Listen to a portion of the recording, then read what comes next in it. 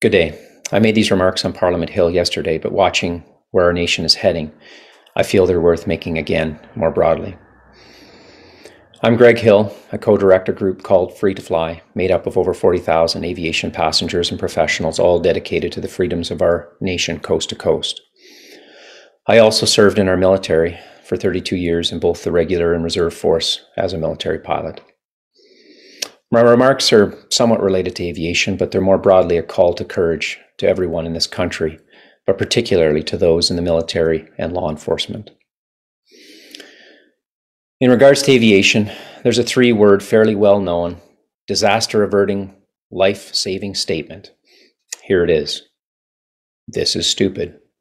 Sounds kind of silly, I know, but join me quickly as I return back to March of 1977 in the island of Tenerife. There were two 747s, the largest civilian airlines at the time, one KLM and one Pan Am, taxiing slowly in dense fog.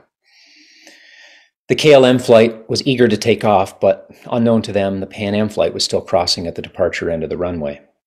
Now, both the first and second officer of that KLM aircraft quietly harbored growing concerns with whether or not the runway was actually clear, but they didn't speak up. It had been a long day. They diverted from their original destination, and 243 passengers were tired, frustrated, and needed to get to their destination. Timelines were short. There was all sorts of compelling reasons for them to go. So the captain took the runway because he thought it was clear, and off they went. That KLM flight ended up slicing through the Pan Am jet, killing 583 people, and it remains to this day the greatest, deadliest disaster in aviation history. And with the throttles jammed wide open on that takeoff roll on the KLM flight, with the speed increasing towards 100 knots, the first officer, who seemed to have been concerned for a while, timidly says, "Is he not clear?" Now, from where we sit many years later, it's easy to see this as tragic and unbelievable, but it happened through what could be seen as a fairly simple combination of complacency, deferring to authority, and not wanting to rock the boat by questioning. So as years passed afterwards, aviators have studied this and other tragedies, trying to find ways not to repeat them. And this is where a jarring statement like, "This is stupid," come in. When the person you're flying with doesn't respond to typical prompts or does something ill-advised and time is short, then "this is stupid" or "this is dangerous" jar them awake to imminent danger.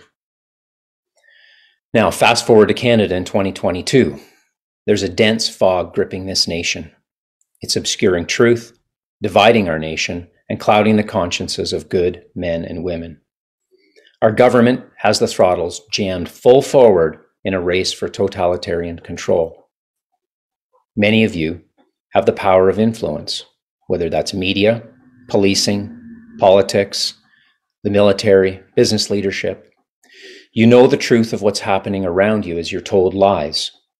When you're asked to repeat the lies, or worse, asked to crush the voice and freedoms of your fellow citizens. A voice inside you is saying, "This is stupid, this is dangerous, this is wrong," and it is. But that voice inside you is useless if you stay silent. You have to summon the courage to say no. I want to address our military and our law enforcement particularly. You stand in these hours in a unique and critical place. What we've witnessed over the past days is dark and difficult. Scenes most of us thought we'd never see in this nation, with law enforcement tactical equipment facing off against peaceful, unarmed demonstrators. Now, I've watched with renewed hope this week as some courageous officers have spoken out.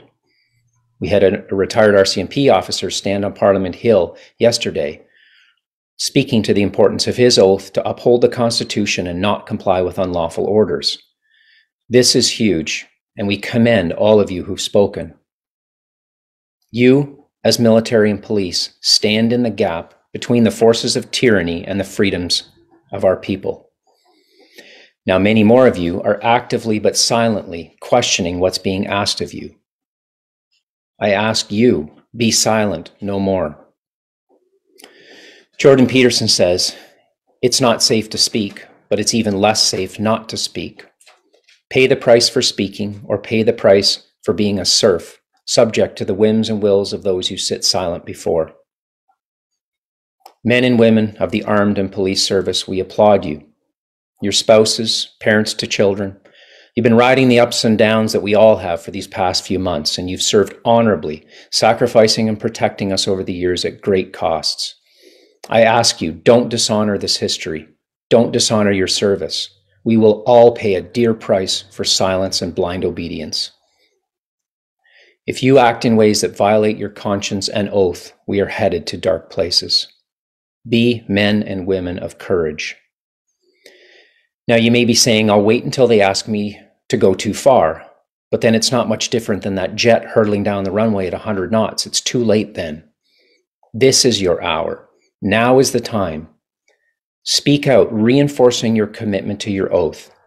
We need a wall of courage to stand in the gap for the citizens of this nation. In closing, all of us have a unique call on our lives in these hours. Speak the truth at all costs. You may be telling yourself, it will cost too much. You've got a family, a future. But exactly, your family and their future, our families and our futures are the reasons we must stand up and speak out. There is no future for our children if we enable the instruments of darkness with our silence. Make no mistake, we are in a battle for our future, and it will be a long battle. Mandates and injections, they're only the start. But know this, good will triumph over evil, but it will do so when honorable people in large numbers are willing to sacrifice. There's a direct relationship between our willingness to sacrifice and the power that these authoritarians hold over us. A people who count it a joy to suffer loss for a greater cause disarm them of their power.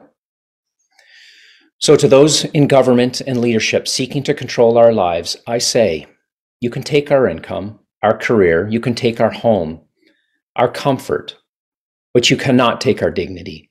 You cannot take our freedom to choose, and nor will you ever steal our resolve to fight for our freedom with all of our will. My fellow Canadian freedom lovers, let the nation know we won't be silent and we won't back down in our commitment to truth and freedom. May God keep our land glorious and free.